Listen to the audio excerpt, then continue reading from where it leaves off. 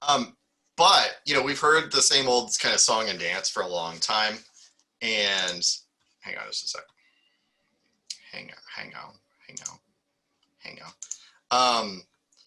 This is all kind of redundant, I think, in some ways. What I'm interested in is talking about sort of the lead up to the war and then kind of giving a brief overview.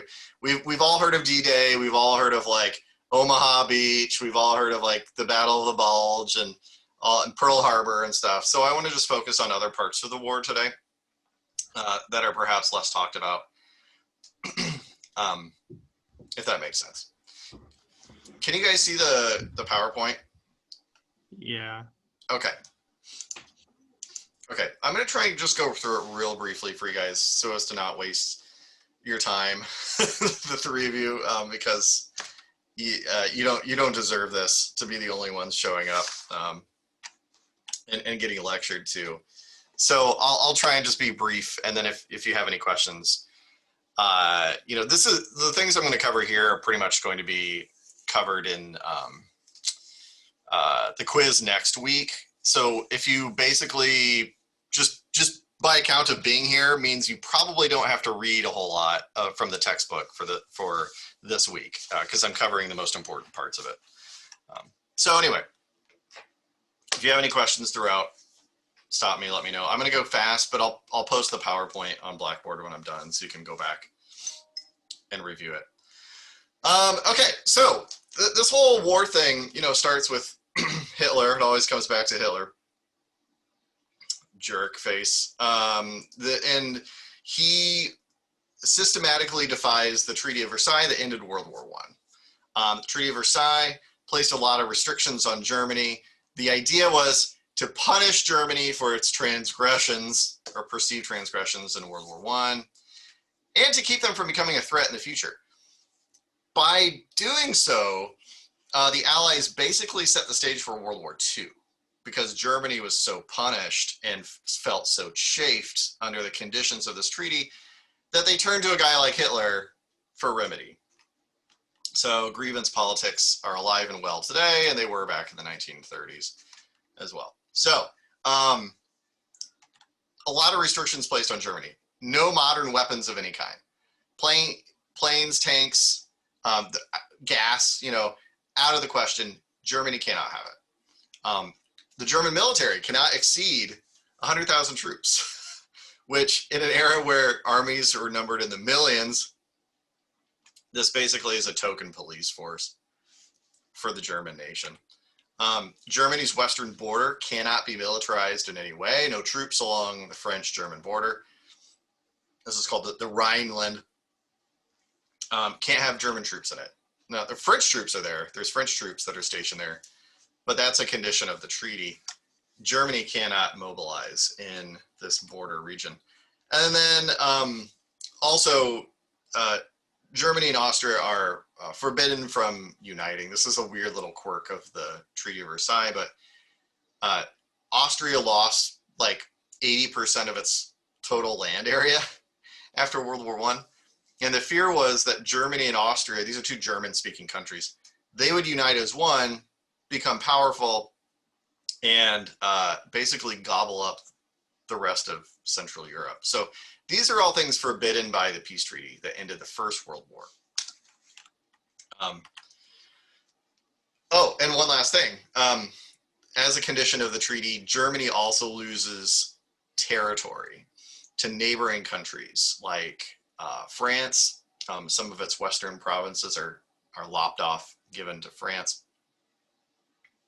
which Germany had stolen from France in the last war, but never mind. The Sudetenland, which is kind of a German, primarily German-speaking area of southeast Germany. It's given to the new nation of Czechoslovakia, and also some Germanic populated lands are given to Poland in the east. So Germany's lost territory. There are millions of German-speaking people living in other countries now. This sets the stage for conflict. Okay, so, all right. So I'm going to go fast. But again, I will post this on Blackboard so you can review it if you miss anything. Like a frog being boiled in a pot, Hitler does not come out all at once and breaks this treaty. He doesn't just, go nuts when he's elected chancellor in 1933. He very slowly breaks pieces of this treaty. If he had done it all at once, it would have caused a war and he would have gotten smashed at 100%. But the way that you gain power and the way that you abuse your power as a leader is to very gradually chip away at the legal structure, in this case, international law. So he starts building tanks and planes in secret, and then he tells everyone, he's like, look, I'm building modern weapons. I know I'm not supposed to, but damn it, I need to protect Germany from my neighbors. He increases the size of the military past 100,000 troops. And the entire time, the Allies, mostly France and Britain, are seeing this. They know about these things. And they're like, okay, but don't misbehave after this one. They're just kind of wagging their finger in Hitler's direction, not really doing anything about it. German troops reoccupy the Rhineland. You're not supposed to do this. He does it anyway. Germany does unify with Austria in 1938, the year before World War II actually starts. This Anschluss unification actually occurs. I don't know if you guys have watched the movie The Sound of Music, that old movie. It's one of my wife's favorite movies. The backdrop of that movie is Austria, and Austria becoming a part of the Third Reich. So this is exactly what Hitler was doing. And then finally, Germany sparks the first international crisis when Hitler seizes the Sudetenland, this German-speaking part of Czechoslovakia that had been lopped off of Germany. And the Allies see this and they go, wait, this isn't good, because now Hitler's using his military to move into places that were expressly given to other countries. That's not great. And eventually, Hitler is emboldened by the non-action of the Allies. They're so afraid of starting another war that Hitler sees this acquiescence as permission to just take the rest of Czech. So he invades Czechoslovakia in March of 1939. He takes the whole country. The pretext was to bring Germans back into the German nation, but he just seizes the entire thing. And the crazy thing about this is, even after all of this, the Allies still are so afraid of another war because of the trauma of World War I, that they just let him do it. They shame him internationally, but they don't actually coerce or force Hitler to stop doing what he's doing. Nevertheless, when German troops start to mobilize into Czechoslovakia, the Allies get worried, and they fly out to Germany to make a deal. The British Prime Minister at the time, Neville Chamberlain, flies to Munich, flies out to Germany in Hitler's own backyard, and he sits down with Hitler and he says, look, we'll let you have Czechoslovakia if you promise not to do any more naughty things. So you can take over Czechoslovakia. We don't care. They're kind of a new country anyway. No one cares about them. But please don't start any more naughtiness. And we're going to have Hitler pinky swear this on his good name. Lol. And so here's Neville Chamberlain in the middle of this picture, waving this piece of paper around, saying, he flies back to Britain. He goes, I did it. I signed this agreement with Hitler. He says he's not going to be naughty anymore and invade any more countries. This whole thing is called appeasement. This is the idea of giving a bully what he wants in hopes that the bully will just go away. Now, this is stupid, because the only way to stop a bully is to stand up to him, right? and like that works on the playground. That's how it works on the international level. Giving a bully what he wants is just giving him permission to keep being a bully. Like you gotta nip this in the bud. But the Allies are so afraid of launching another war that this is how they prefer to do it. So appeasement. Appeasement is awful. This is the main lesson learned from World War II. This is why the Cold War becomes such a tense affair. It's because people are afraid to back down because they saw what happened with Hitler. And that's how we almost nuke each other into obliteration during the Cold War. We'll talk about that later on. So World War II starts in 1939. It actually finally becomes a shooting war when Germany comes up with this flimsy reason to invade Poland. Long story short, Germany invades Poland. And this time France and Britain say, okay, enough is enough. We're declaring war on Germany. But they don't actually move out from behind their defensive lines to attack. If they had attacked Germany in 1939, there would be no World War II. It would have ended. Hitler had committed his entire German army to invading Poland with the hope that the Allies would be cowardly and not go on the offensive, and he was right. So there's a state of war that's declared, but France and Britain kind of sit behind their bunkers and trenches. This means Poland gets overrun, and they fall in a matter of weeks. The whole country of Poland surrenders after just a few weeks to the German Blitzkrieg, which means lightning war. And this is a new form of warfare that Germany pioneers. They're using tanks and planes, new weapons to overwhelm defenses before they can get organized and entrenched. They learned the lesson of World War I, which was sit back behind your defenses and just mow troops down with machine guns. You can't do that against tanks. You can't do that against planes. They move too fast. They're too heavily armored. Yeah, Nick. I was just wondering, I know that the Soviet Union also invaded Poland. Like how many days or weeks after Hitler invaded Poland did the Soviets invade? Yeah, that's a good question. I don't remember offhand.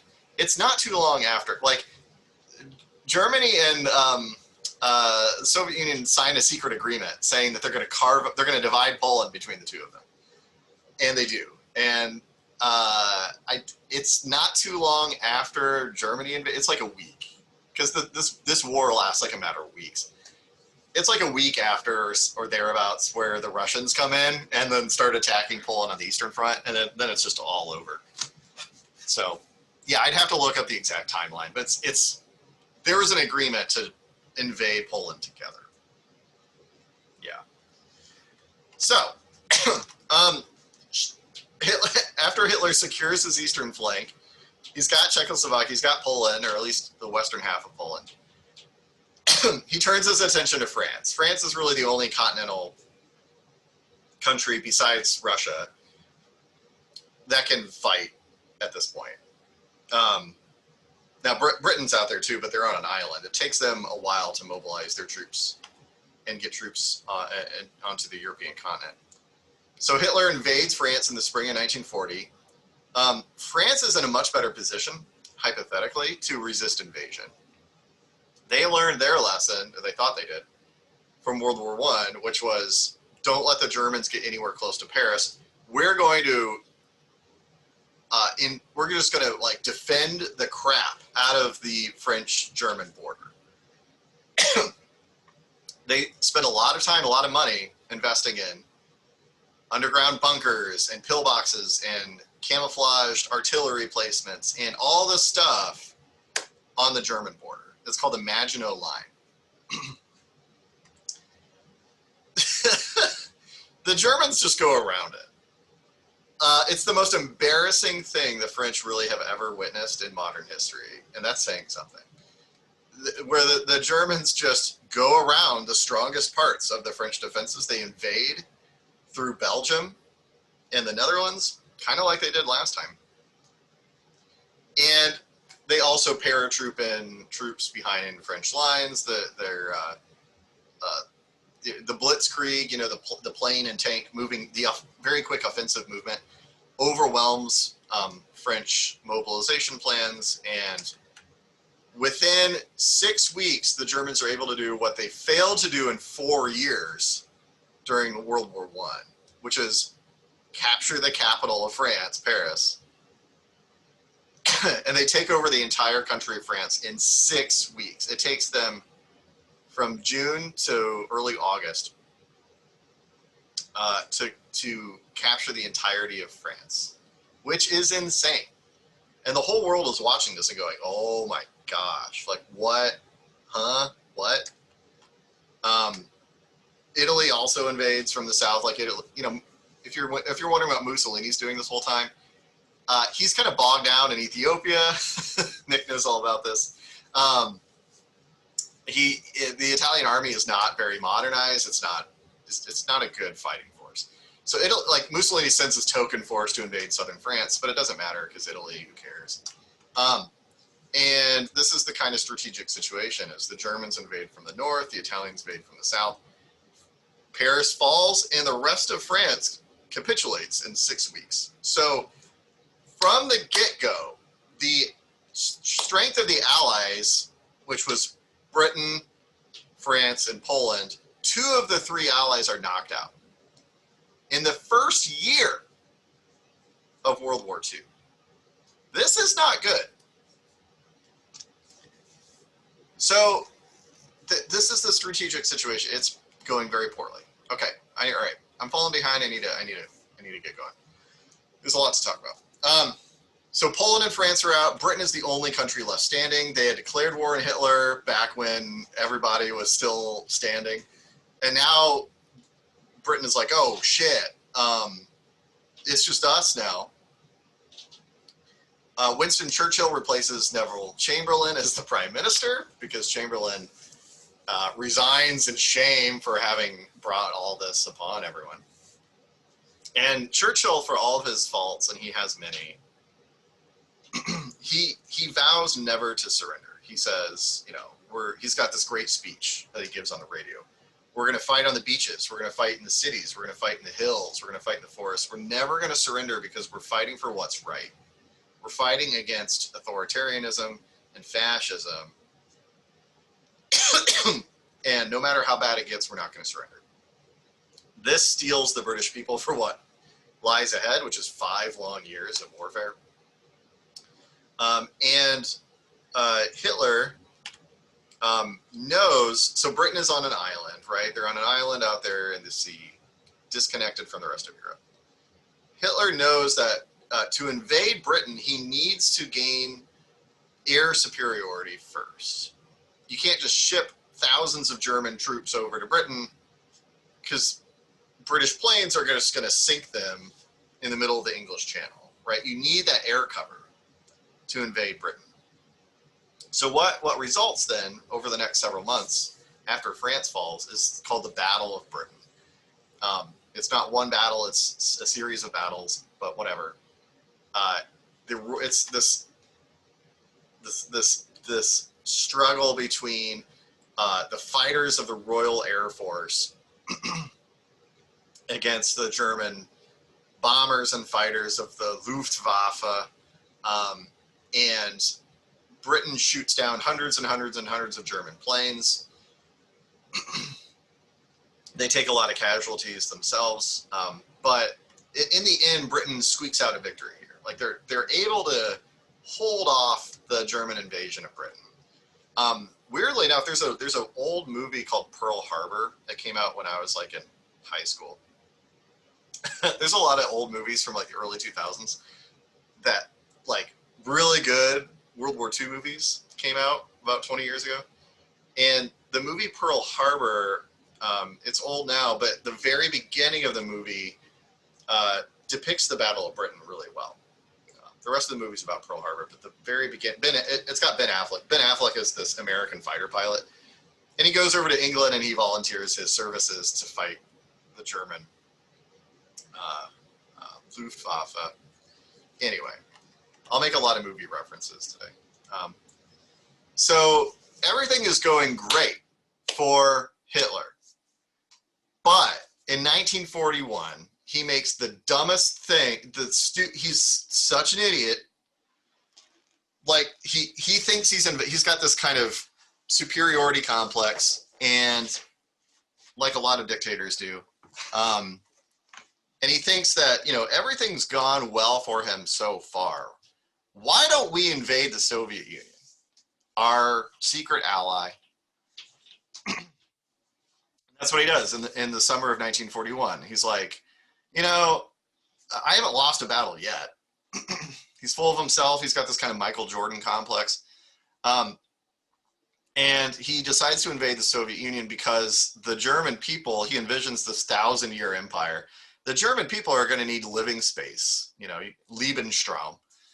And Russia, the Soviet Union's got lots of land, so let's take it.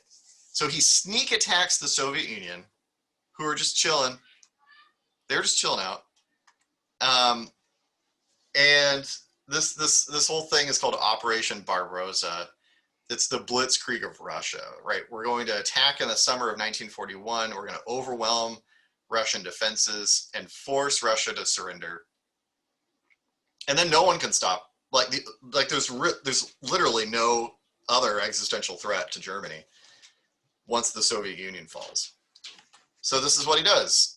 It's initially very successful.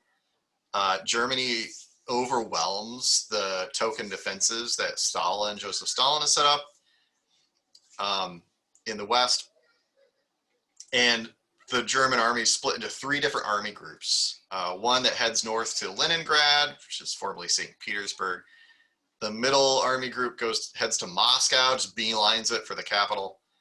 And then there's another army group in the south that captures Ukraine, and makes its way to Stalingrad, which is an important industrial center. So this goes really well for the first several months until it gets cold. Germany is not able to force the surrender of Stalin. They get to Moscow, but they are not able to capture Moscow. They start settling down to siege these cities, and the German forces were not prepared for a long, drawn-out campaign. A lot of their equipment freezes down. Their troops do not have enough blankets and coats for the cold Russian winter. They have not winterized their vehicles. And so everything kind of grinds to a halt. So for the first time, the German Blitzkrieg does not overwhelm the enemy in the first several weeks. They have to settle for a draw. So nonetheless, things look pretty bad for the Allies. Come 1941, the Allies now include Soviet Union because they're fighting Hitler too. Everyone is on the defensive. Like anyone who's fighting Hitler has either surrendered or they're on the back foot. Things look really bad. Britain is the only one fighting the Germans in the West. The Russians are the only ones fighting in the East. Stalingrad, Leningrad, Moscow, these are all cities that are under siege. This is really bad. The only silver lining for now is that Germany has voluntarily opened itself up to a 2-front war. And that's stupid. That's just stupid strategic thinking. So that all you need to know really from this slide is things look really bad for the Allies in 1941 until America comes in.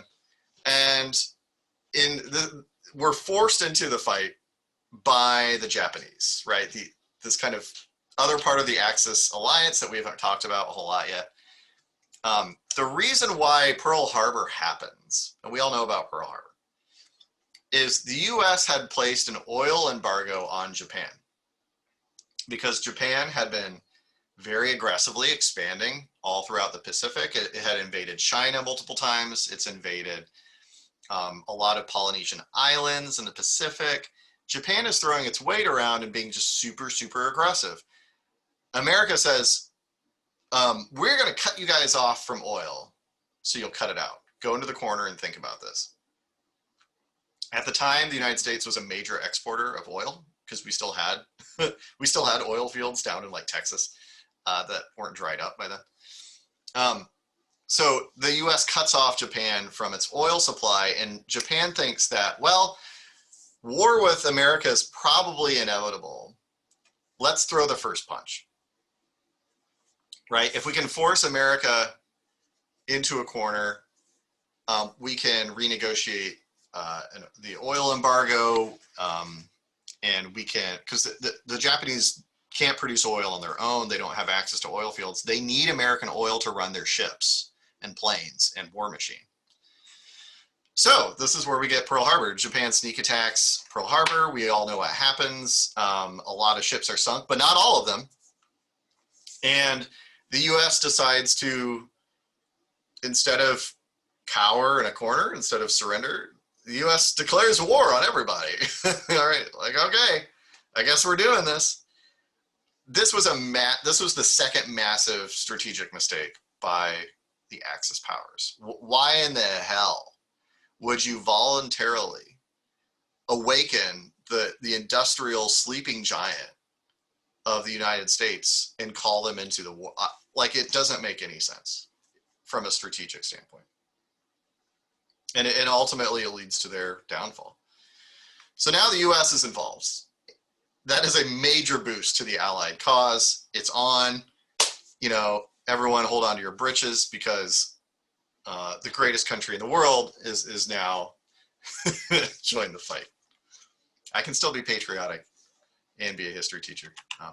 The downside of this is to motivate, like, as though Pearl Harbor weren't enough, to motivate our citizens to join yet another world war that we shouldn't be involved in.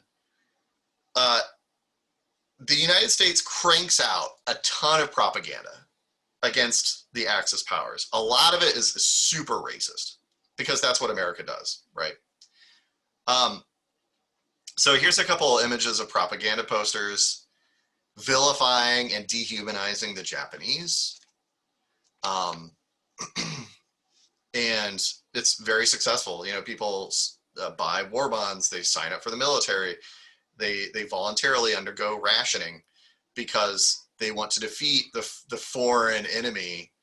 And there's nothing wrong with that, but there's this weird racial undertones that justify all kinds of terrible behavior against Japanese and Japanese Americans, which are put in basically concentration camps for the rest of the war on suspicion of being spies. So yeah, this is the part of the war that we don't talk about. This is the part of the war that you don't see, in textbooks and Saving Private Ryan, stuff like that. Okay, moving on real quick. Yeah, so things are looking good for Japan initially. They've taken a bunch of American bases in the Pacific. The American fleet has been decimated in the Pacific, except for our aircraft carriers, because they were, thank God, out on a training mission away from Pearl Harbor the day that the sneak attack came. So America is able to rebuild its fleet pretty quickly and start to go toe-to-toe against the Japanese Empire, built around this nucleus of the American carriers that had survived the Pearl Harbor attack. But, Guam, the Mariana Islands, Wake Island, the Marshalls, like, these are all American territories, and they're all captured by Japan in the early months of the Pacific War. The Philippines are captured by Japan. So things look pretty bad, and Japan is everywhere. They're making headway to Hawaii.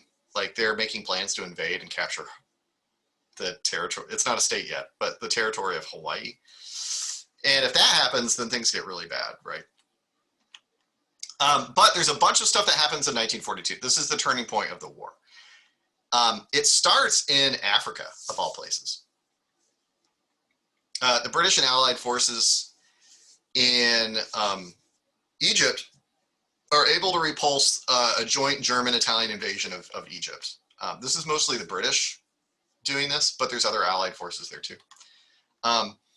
And there's a long story here. It's a really cool narrative. There's Erwin Rommel is the most talented general that Hitler has, and he fails to defeat General Montgomery, who's the British commander in North Africa. And this leads to a massive turning point in the war, because for the first time, the Allies go from the defensive to the offensive, right? For the first time, the Germans have to retreat from somewhere. So they give up North Africa. They give up control of the Mediterranean Sea, which is a huge deal. This opens the door to invading Italy. Also, in the East, the invasion of the Soviet Union had completely stalled in the opening months of Operation Barbarossa, and it starts to be reversed. Again, the Germans are just not equipped for winter weather. They can't fight in the cold Russian winter because they didn't plan well enough, because they thought they would be winning by now. And we also, and this is the thing that you hear about in American social studies classes, this is the thing that everyone focuses on, is the Battle of Midway. Battle of Midway, 1942. It's a battle, a naval battle, well, mostly an air battle, around the Midway Islands.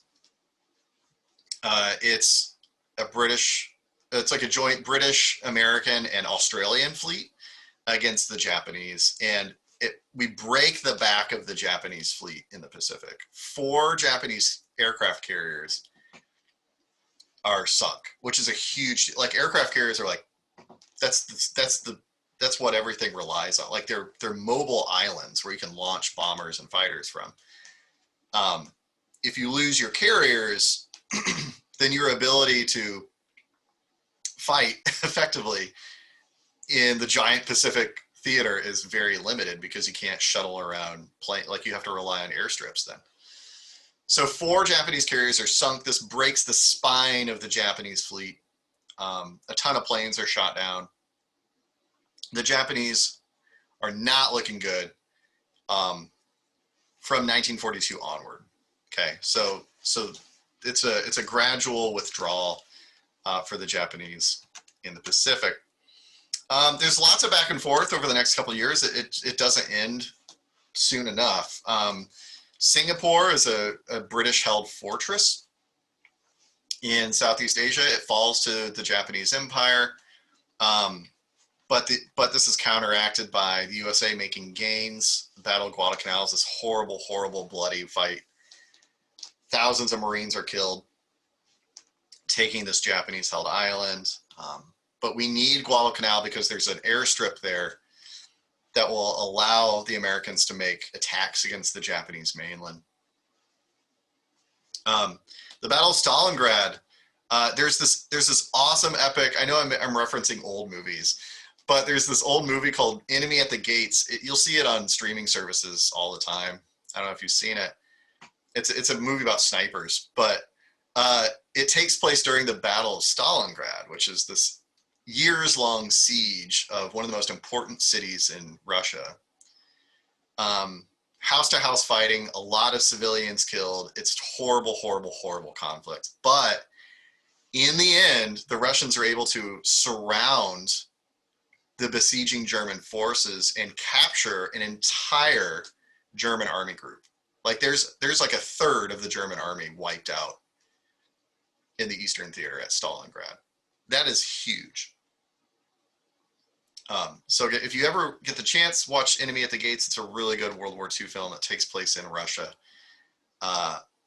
Jude Law is in it, looking sexy as ever. Good old Jude. That guy does not age. I don't understand. Does he moisturize? He looks so good all the time. It's crazy. He's going to be 80, and he's still going to look like Jude Law. It's going to be great. Anyway, aside from my weird infatuation with Jude Law, we get more victories in the Western Front. So finally, we all know about D-Day. Future President Dwight Eisenhower is the supreme Allied commander at this point. The Americans have basically taken over the war effort, and we launch an invasion of Nazi-occupied France. It's time to take back pieces of Europe that had been lost to the Nazis. So D-Day is the invasion of France. This succeeds really well. Saving Private Ryan. If you've not seen this movie, I know I'm making a lot of references. One of the best movies ever created. It is emotionally traumatizing. Oh my gosh. But you really feel like you're there. Like it shows the horrors of war in such detail that it will give you a ton of perspective. Yeah, that's all I have to say about it. Really, really good war movie about the liberation of France. The opening 20 minutes are about D-Day, and it's incredible. Yeah, so now we get Germany in a trash compactor because the Americans and British and now French are fighting in the West, and the Soviets are fighting the Germans in the East. Everyone is pushing Hitler back. And before you know it, the Soviets invade Berlin and they take Berlin. They bomb Berlin into smithereens, and Hitler kills himself, and that's the end of the war in Europe. So there's this race to Berlin. Who can get there first? And it's the Russians. This has consequences because Germany gets partitioned and Berlin gets partitioned after the war, and this sets the stage for the Cold War. But for the time being, the German threat has been neutralized once and for all until Angela Merkel unleashes her death robots on us at any moment. No, I don't think that's going to happen. Germany's way cool now. They're way cool. Okay. And then finally, we all know how this ends. You know, the atomic bombing of Japan, August 6th and 9th, Nagasaki and Hiroshima. Japan is forced to surrender because they don't know what the hell just happened. Like, there was no warning. There was no sense of what was going to come. At this point, Harry Truman has taken over the presidency from Roosevelt, FDR, after he's died finally from complications of polio. And Truman decided he's told about the existence of the atomic bomb, which Americans have been working on secretly for years. And he goes, yeah, rather than spend 1 million American lives invading Japan, let's just bomb a couple cities, shock them, and then force them to surrender. And it works. It's a very controversial end to World War II. This is still the only times that nuclear weapons have been used in war. But it does bring a swift end to the war in the Pacific at the cost of many, many, many thousands of civilian lives in Japan, which you'll be reading about for the documents this week.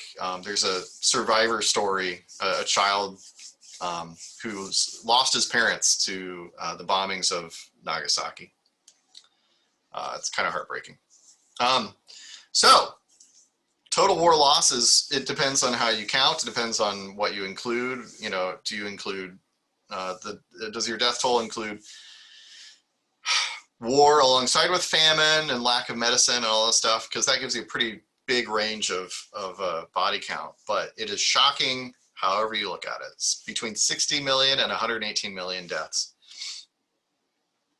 Again, depending on what you include in the death toll. Compare this to the worst of World War I, which was only 15 to 19 million people dying, and it's absolutely nuts. Like it pales in comparison to what World War II unleashes. So, you know, long story short, by the end of this war, no one is eager to engage in any kind of global warfare ever again. It's so devastating.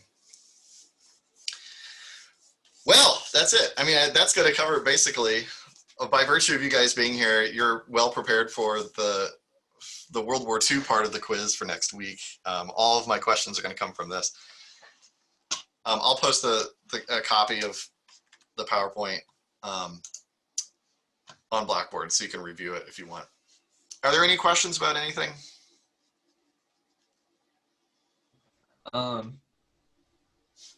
I mean, this is more of a hypothetical. I mean, do you think Hitler still would have invaded the Soviet Union if he knew that America was going to get involved in the war?